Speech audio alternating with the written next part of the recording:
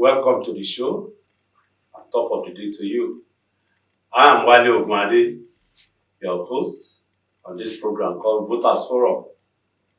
Today we'll bring in an interesting topic to you. Very, very interesting and germane to our national development. And before we go on, we'll quickly go and watch the mini feature we have for you today. And after I will unveil our guests, I will get cracking. Don't go away. With me in the studio are two great Nigerians who are passionate about national development. Uh, from my immediate left, Barrister Evans Ofeli, but of course I've given him a title. He has gone to take a chieftaincy, he didn't call me, so we'll watch it again. And of course with me in the studio also is Mr. Victor Anya. And of course he too is a political analyst. We have been together, so I think he has gotten a title, but maybe after we are through or before we are through, you two may take a title. Because the thing now is that everybody is taking title.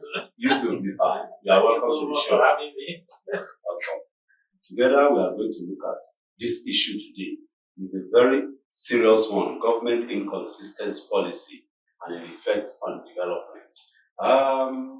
You've been involved in government activities, watching them at close range.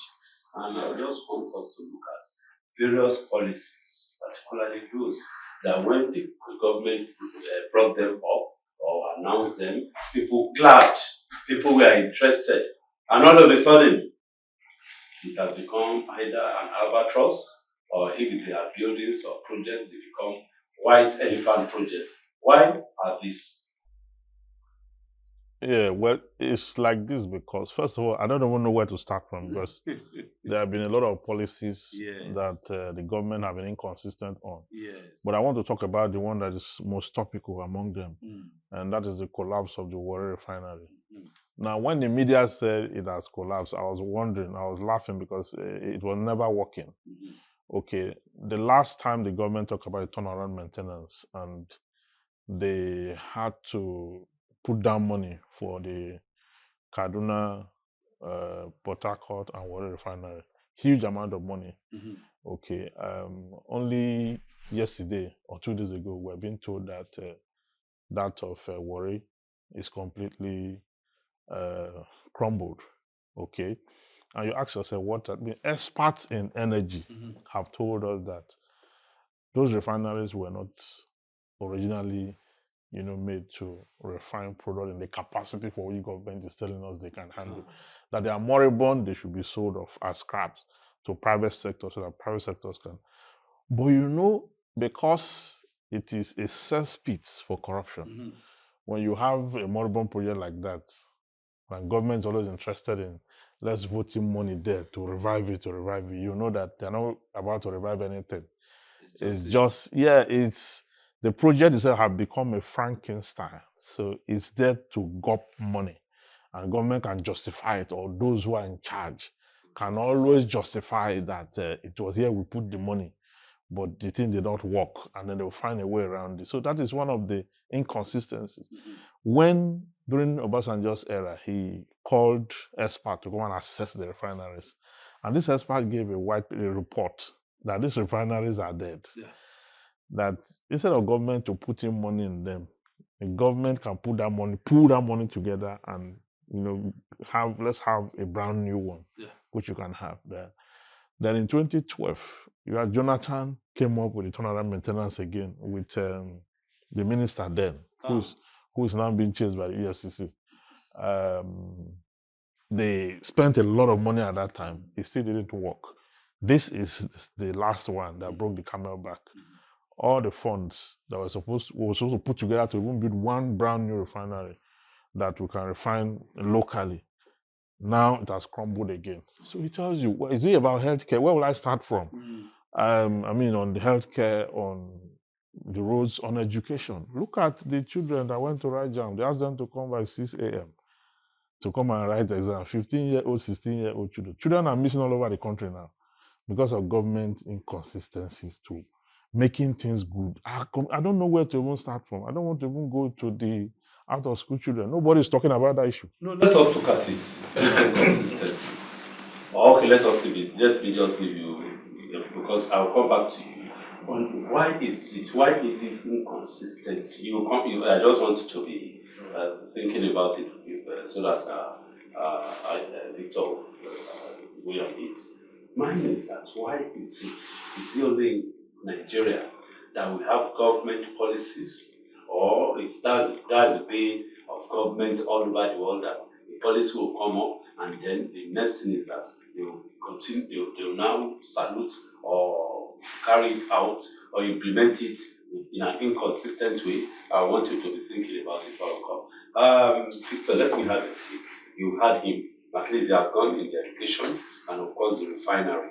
Any other, can you weigh in your own aspect again apart from where he has stopped? Yeah, so we continue to have consistent policies in this country because of many factors. Yes. One factor is that we have citizens, that are praise singers. They praise sing every government that is in place simply because they want to get appointment. And any society, when people are so focused about getting appointment, when things are going wrong, they sing the praise of the people in power. There will be inconsistent policies. Yes. Nobody is challenging. You make promise of this thing. You have not done it. Instead of questioning, and even the media itself is a culprit in this aspect, because in the past when we were growing up, before I went to school, so instead of questioning, they are praising government. For instance, let me ask this question now. For instance, in the removal of fuel subsidy. Before the removal of fuel subsidy, we were being bombarded every day that the government spent 2 trillion, 3 trillion, 20 trillion. Since the removal of subsidy, and the government told us how much had been saved. And no media has asked questions. In those days, I used to read newspaper because of the editorial. And when as a journalist, I like writing editorial when I was with certain media organization. Today, since they removed subsidy for about 2 years now, I've never seen any editorial where questions are being raised. You have removed subsidy for almost 2 years now. How much have you saved? And what is the effect? What is the effect? Okay, before they removed subsidy, they said that all the money we were getting from the sale of crude oil was being spent on subsidizing the same product. And now that you remove it, why are you still borrowing? Why are you still increasing tariff? Okay. Because before this government came into being, a kilowatt of electricity was 66 naira. It was jacked up, increased to 266 naira. And they are still proposing another one. Today, as we are seated here, if you send 10,000 to somebody, before it drops, 50 naira have gone to government. Then another VAT of 3 naira, 3.73 kobo, we go to the same government. That is what goes on every day. And nobody is asking questions that all this money you are gathering, what are you using it for? And why are you still borrowing? No question. So when we have a society where the citizens don't ask questions, then government can do anything, where it can make promises and not fulfill such promises, and it will not be bothered. Other countries, when government is going a bit, citizens, they rise up, they ask questions, whether they are in the same party or not. And if the government is not fulfilling its promises, people resign. But here, nobody resigns. He's only praising Greenway, took a bold step, he did it. And you see that there is no corresponding positive effect in the society, and we see people singing the praise of government. Can we add this, that because of the lack of people's voice putting government on its toes, that's why we're having this inconsistency. Just as I'm going back to my brother here, that in other climes, you see that what happens is that whenever anything is going wrong, people come up and tell government or point it out to government and quickly begin to do it. That is it. Right. So is it because of that lack of a body or a group that causes this inconsistency, or docility and carelessness, as you are trying to say some few minutes ago? It's part of it. Part of it. I should continue. And just let us have that. Yes, it's a part of it. Okay. If we look back In 2012 in this country, when Jonathan attempted to remove subsidy, we all knew what happened. All over the country, there were protests. Even in Lagos here, at Ojota there, people stayed in that place for upward about 2 weeks or about a week. They were dancing, singing, and eating. Today, those people who were in the forefront, has any of them spoken? They have kept quiet because of ethnicity. Let us not speak against our brother. Our brother is there. So ethnicity is part of it too. No, So- let's leave that one. I was part of those in Ojota. And all of us are all Nigerians, that ethnicity. So I want to remove that. Okay, why are people not talking With the now? Hausas, with the Igbos, with the Kanuris, all of us, it was Nigeria. No, the Nigeria. question is, Shehu why are Sani was people, with why us. are they So not many- talking? So many. 145 naira to No, let's face it. Why are people not talking? It's good that people have lost their voice, not the back issue of ethnicity. Now we're looking at the Nigerian project. Why is it that the Nigerian project has failed us? Let's leave the issue of ethnicity. The Nigerian project has failed. Simple. People have refused to be active when it comes to interfacing with government. That would do, and that's why we are looking at it now. Yes, Dynamics has actually Dynamics. changed. You know, in the years past, Yes. when the civil society takes a position, they They hold on to it. yes. I can reference the June 12th movement. Movement. You saw it. Ojota, Yes. the most recent. Yes. Then for the youth, the NSAS. Lekki and SARS and all that. We took a position and held it. Mhm. But you notice that for the last one, that's the NSAS, Mhm. government have developed a propensity Yes. to use the same civil society to counter civil society. Yes. If you look at what I call Rivers State No. recently, you find out that why the protest was ongoing as to why the president should remove a sitting governor. There was a counter protest. Yes. Because government now know that through electoral system, they discovered what they call stomach infrastructure. Mhm. They discovered vote buying. Mhm. They discovered that when the people are very vulnerable, Yes. there's a way you can gather a handful of them. Look at Natasha's case. Mhm. She was somewhere else battling her suspension. A recall sprang up from somewhere. How did they get to the people? They told them that they are bringing empowerment. That they should, if they have, they should Yes. sign, and that was how the people came out. Yes. So the people are very vulnerable. Once, if you organize any protest today, I can tell you for free that there will be a counter one. Yes. There will be another parallel group, and there will be so many, as much as those you Even understand. more. Yeah, so everything lies with the people. You know, the constitution says sovereignty belongs to the people, through which government derive her legitimacy. Yes. But part of these people we're talking about, Mhm. you have those who don't care about their future. Yes. Yes, they don't care about their future. See, poverty is an attitude. Yes. Yes, the only people there are two kinds of poverty. Mhm. There's circumstantial poverty, people who are in poverty by circumstance. There's habitual poverty, those who have chosen poverty as their article of faith. Yes. Now, those ones who are habitual poor people, you cannot pull them out of poverty because they have an attitude to it. Mhm. The ones that are circumstantial, through reorientation, they can come out. Mhm. So there are people that when they wake up with their PVC on the day of election, they are not thinking about who to vote for. They are looking for who The is going to highest. buy, The who's highest. going to buy this vote. You understand? And if you have that, the country may not change. The reason I say may not change is because you always have those who will congregate around the leaders, collect gratification for that 1 week, sell their future, and then soil everything. So it's a dangerous situation we are now. You see, that is why we were crying at the early days when these people were pushing the society to the brink. Mhm. That we'll get to a point where we'll not only lose our voices, we'll get to a point where we'll now compromise at every point in time. Mhm. And it's also affecting the security issue of the country. You know, there are those that are, sympathetic or loyal to the insurgents, Yes. who take food from town and Obviously. go and deliver to them, Yes. who make sure that they have medicals, they have everything. the They are supplies. not the ones sponsoring them, but they have, because they want to go to their farms. They want to be able to, they don't mind. They take water to them, take anything they need, they take to them. So it's very dangerous once people are enslaved for too long, is a dangerous dimension Let because us- it will be difficult Yeah. to have them pull out from that enslavement. Yes. That's where we are now. Yes, I want you to take off from where he has said, and that to me is the issue of the mindset.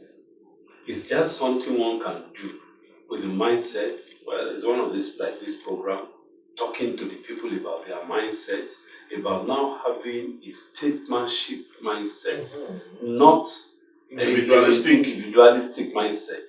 Is it possible?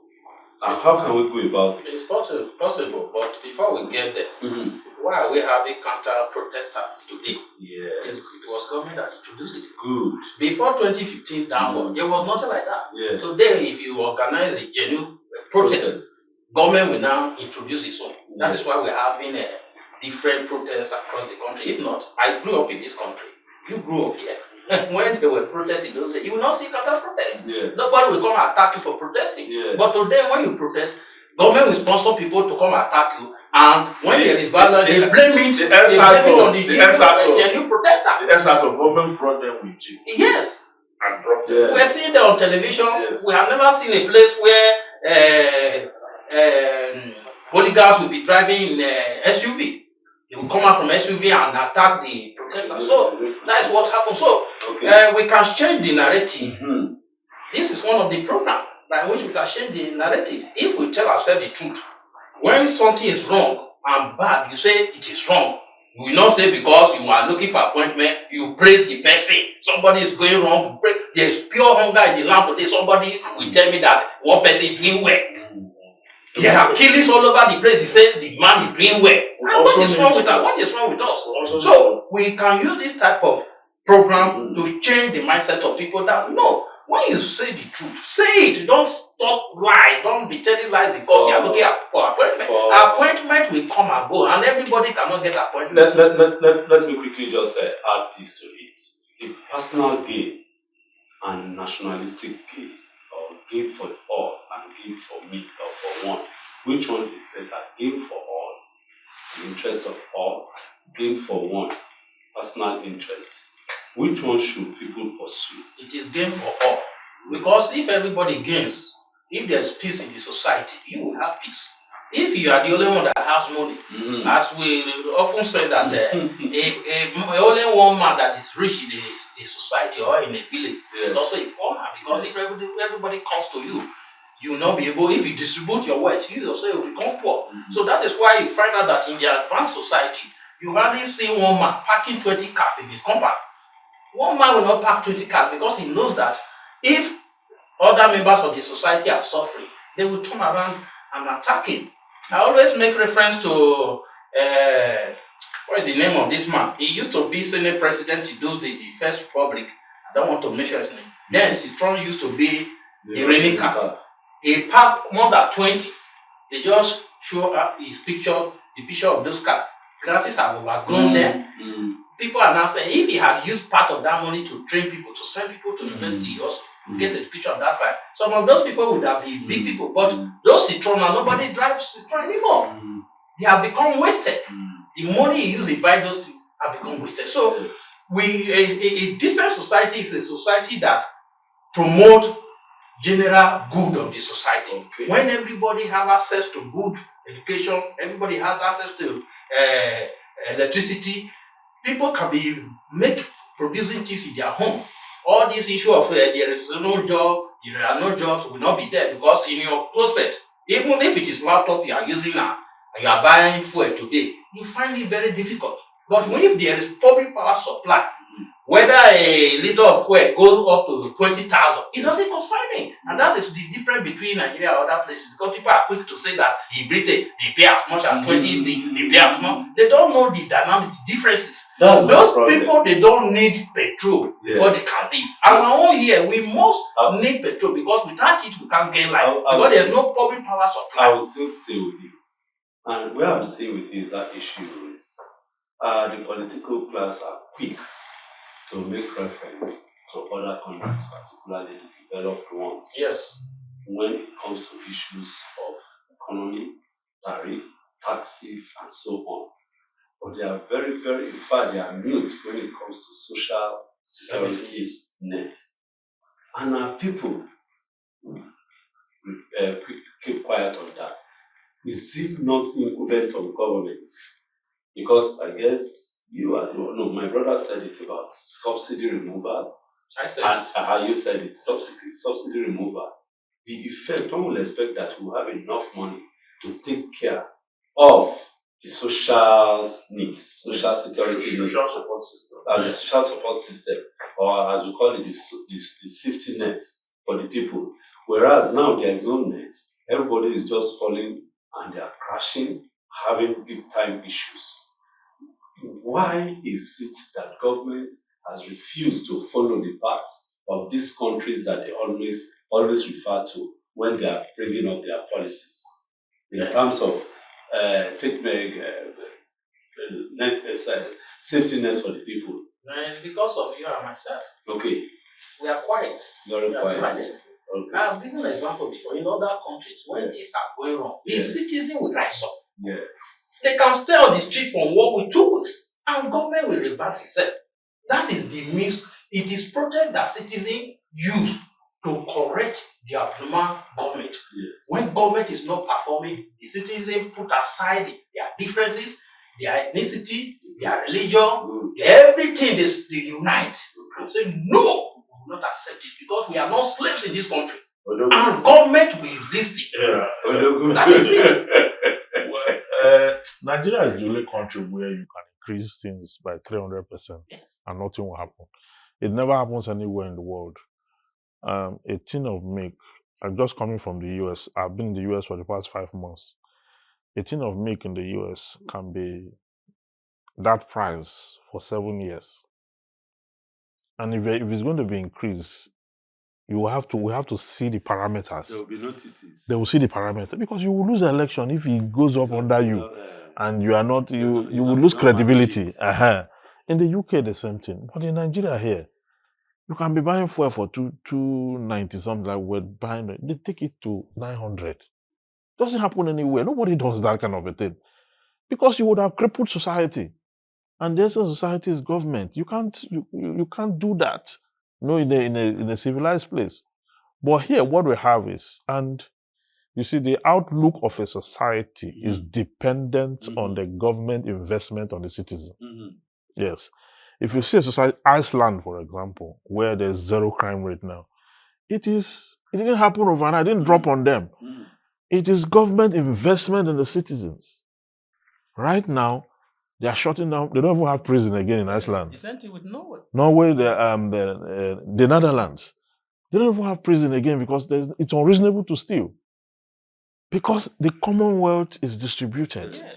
And you are able to get through to whatever it is. You see area boys or city ochis, and you see kidnappers, you see insurgents, bandits, ritualists, lakurawas, Mahmoud, I what they call it the last one.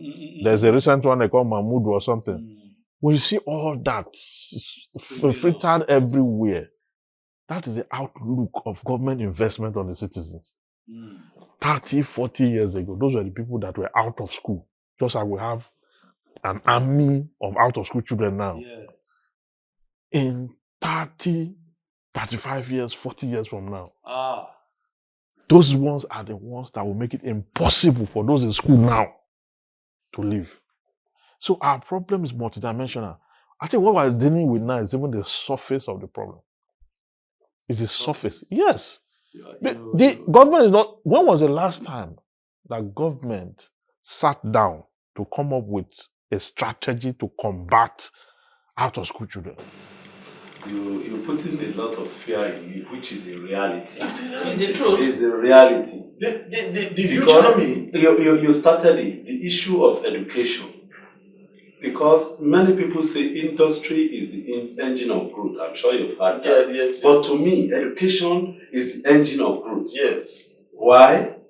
The three of us, apart from our producers and the management of this station, will never be involved in any crime, raw crime as it were, let's even just put it that way, or even the bandits or all this kind, because of the education we've gotten. Yes. And you can imagine if this is spread round Across. and the opposite now is that government fails to take care of the average school age.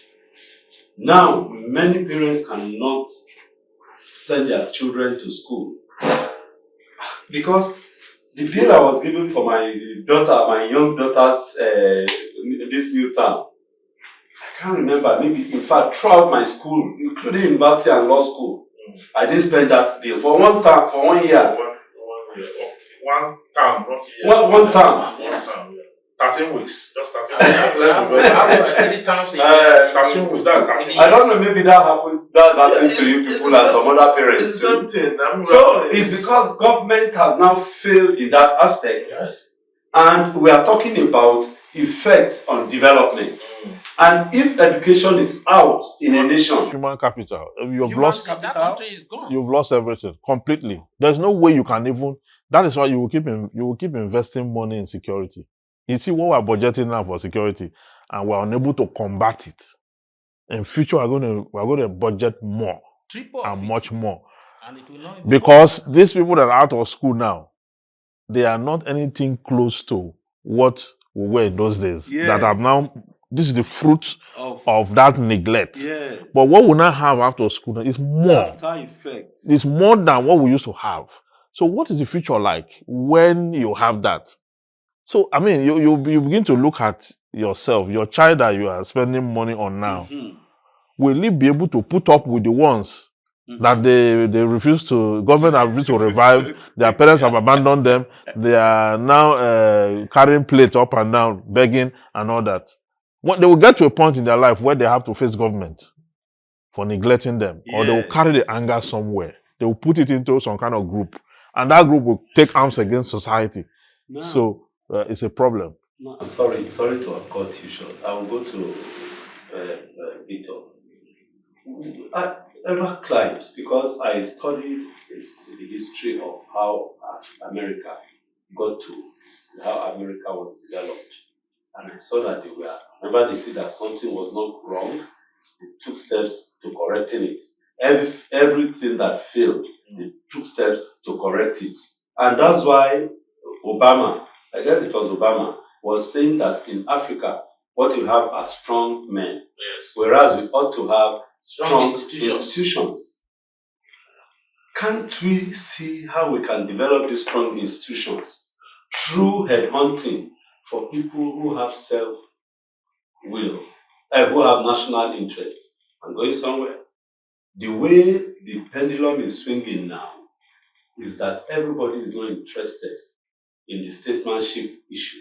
They are interested in their personal survival. Those who think they cannot get a second term are switching over to the ruling party so as to have a ticket. Those who are even there, I'm hearing that they are warning them that they should not disturb those who are newcomers. And these are the people who have built up the system, the structure for these newcomers to come in. Will that not cause chaos at the end of the day? And at whose benefit? Will it be at our own benefit? They will start fighting. This infighting, you know what I'm talking about, primaries and of course within political parties and all. Will it now affect development? Yeah, it will, but life, especially the black race. I know we are on national television, Yes. international television, but sometimes we have to speak the truth ourselves. Yes. There is problem with the black skin. I must tell you the truth. Mm-hmm. The issue of grabbing power. The black skin. Yes. Black man. Black man. Uh-huh. Just grab power. But after getting that power, it is excuses. Excuses. I'm not the one that caught it. Sorry, I'm very sorry. I remember Adams Oshiomhole, we were together in the trenches when he now became governor. Initially, the first few months or so, they carried their Luther spirit into the governor's office. Then I said, no, I'm the governor. I have to make things happen. I wouldn't know, along the line, he did a little, but at least his mindset now changed from that of asking into making things happen. Can that happen to the ordinary political office holder? It's supposed to happen. I'm going to the question. I'm going to that issue that you said about. Oshiomhole did well. No, I'm going somewhere. That's what made him do well. Because he now said, that come. I can't be asking or making. No, let me begin to make things happen. So I want you raised it. That's why I remember about excuses. You have political power. You are the chief executive. Even if it's the local, the agency, state agency, you have the executive power, either the general manager or the MD or the what again do they have there? General manager, MD or chairman of a state agency. You are supposed to do something, and you now begin to find excuses. Is that the excuses that I want us to do? Yes, which is very wrong with us. Mm-hmm. And the society, the masses will be giving excuses, joining him, And they will take it. But he knew that there was problem before he said he was going there. Sure. Did you see the problem? Why are you giving excuses? And the excuses they are giving are excuses that are not tenable anywhere because they have the resources. And the reason why they are giving the excuses is because they want to advance what? They don't know that one day death is coming. If you have all the money, that is the question I keep asking. If you have all the money, by the time you die, are you going to be buried with money? Same here. The Pope had just passed on that. Was he buried with anything? Nothing. So that's why I say there is something, there's problem with the black skin. There's problem because we don't want to solve problem. You struggle to get power, you give excuses. I read about investor, I think one of the inventors rather, I think in the West, whom when he was sick, he was trying to put up his will together. Mm-hmm. And they brought the balance sheet when he looked at how much he has made over time, not too long ago. And when he saw the money, he looked at it, he said, they should bring the figure closer. They brought it closer. He said, he said, is this much money? He said when he was going into business, he didn't envisage this kind of money. That they should cut it down. Take all this money that he's seeing here and take it to charity. That is impossible for one person to have this kind of money when people are suffering. They should take it to charity. And then he put the balance on his will for his family. Children. Yes, because where are you going to with all this? You cannot sleep in 2 rooms at the same time. If you go abroad, you see houses owned by Nigerian politicians. The Pope was sleeping in one. Look at the casket that they used to. He left 100. The only money he left is $100. And our politicians were there. At least five-man delegates were sent there. The Senate president and others. They saw it. You are busy touching me on my soul and it's paining me. The politicians, because fortunately we just came back from America. The other day too, I was outside this country and I ran it. You know, they normally go with a team like this. So they go there. They saw everything, but studied nothing and imbibe nothing. When they come here, they just change the whole thing. Look at Nigeria as a country. The greatest in terms of number, black concentration, don't have an airline. The day I came back, the Qatar Air that brought us in, the moment he landed at arrival, the moment we alighted, the plane moved straight to departure, loading immediately. That money was supposed to be our national carrier's money. But it goes to another carrier. I was talking to someone during the dirty December. The Americans who came here took stories back because I was here when they were coming and I was here when they came back. I was there when they came back. And the ones that didn't go, sir, they must come to Lagos this coming December. That Nigeria is now the destination for everything, tourism, music, everything talk about in the world. Nigeria is the reigning. That this time around, I and my friend were discussing, we have a team, we're talking about setting up a bank. What should we do? What we're going up and down. I called them to the table not too long ago. I said, no, there's a business we should go into airline. Because Airpeace is the only one we have that indigenous that is doing great. Yes. So those who have money now should invest in the aviation sector. Because Nigeria is gradually turning to, forget about this thing, everybody's going to say the country is there, the people are thief. It's not the Americans don't want to even hear that. The Americans, anywhere Nigerians are, that's where they want to go to. Whether the place is bad or that's where everybody. Population. Yes. So we have we have created for ourselves by providence Yes. a gold mine. We are seen all over the world as the leader Of the world. Yes. So what that translates is that a lot of people are going to be coming in Yes. and they're going to be going out. Yes. Who will pick that fund?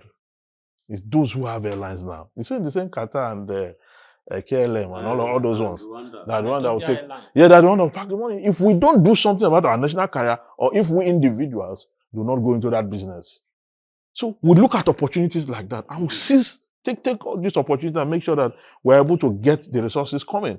Because more and more people are still going to come into the country. My problem is, will government key into this idea? They will not key into it. And because They will not key into it. why won't they key into it? Because we've seen the pattern over time. Mhm. The last time they tried to revive Nigeria, what happened?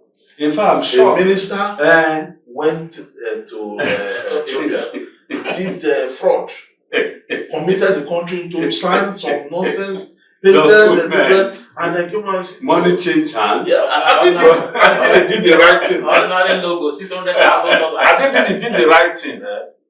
That Nigerian Air would have partook from this windfall. Yes. This December, and this is not part from the windfall, but he didn't do the right thing. All those funds are gone. Was he prosecuted? It will not be, it would, you know, Victor, It's terrible. the way forward as we are rounding up. Yes. What will establish this consistency? Is it to set up of course, it's another government agency, but then what is the way? Even let's assume that the government agency is set up or a bureau is set up to streamline. Is it possible to now that we'll be harvesting all the various policies that government has been putting in place to ensuring that there's somebody who is key, maybe to be headed by a technocrat that will ensure that his own focus is that yes, the airways, the education, the infrastructure. That's what the economic team is meant for now. But they are politicians. Yeah, they are politicians. Yeah, so nothing. So the let's look at individuals should speak up. No, let us look at, you see, I related with Chief Galifawe, and just again like Obama said, if we create institutions, individuals cannot do much the way we see it. Both of us, of course, the three of us have been involved in this business here of advocacy. You know what I mean? We need institutions and we need a collective, as Chief Galifawe always say. Is it possible we set up a collective?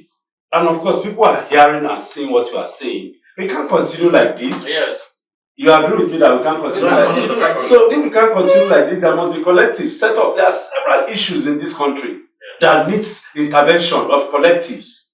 That people will say, okay, we are looking at the issue of roads in our area. We can even start from our various areas, our locality, then we now begin to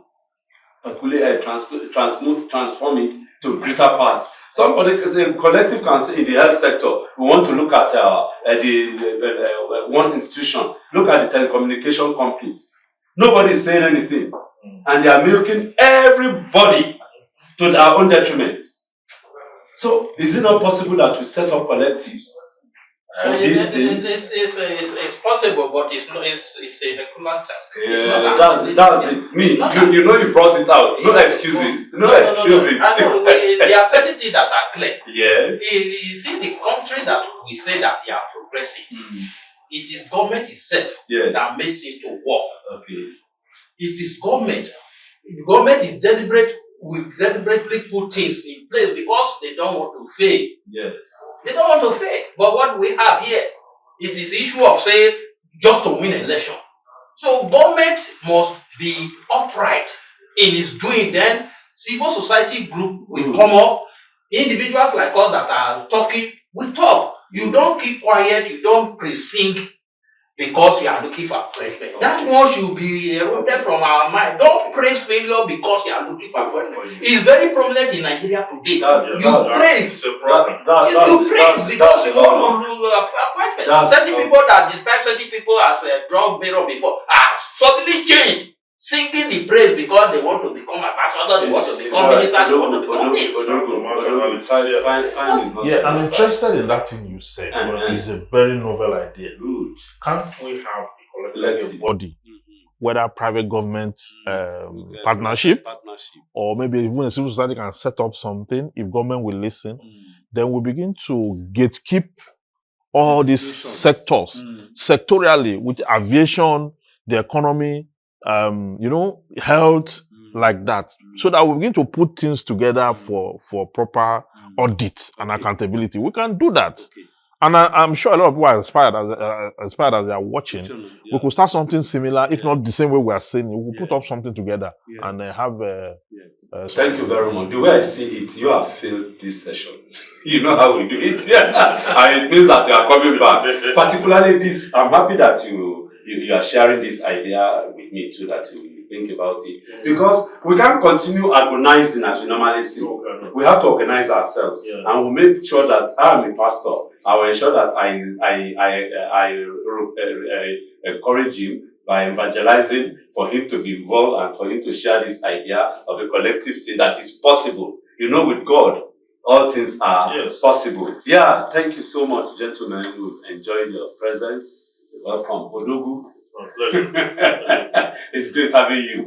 Yes, and of course, we'll discuss that issue that came up, and of course, we'll see maybe we can get some people. The pastor will evangelize. We'll start from our brother here, who will now let him in, and of course, once he provides the idea, then definitely we'll now see how we can call some other people, because Nigeria must be better. Yes, thank you so much. Thank you for coming.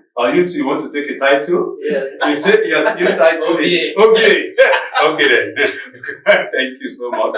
That's the show for today. I'm Wale Ogbande, your host on this program called Voters Forum. And of course, I want to use this opportunity to thank the management, particularly our producer, Leslie Machayi, and his team of engineers and teamwork for a great job. Thank you very much. Till next time when we meet, don't do anything against the law. Cheers.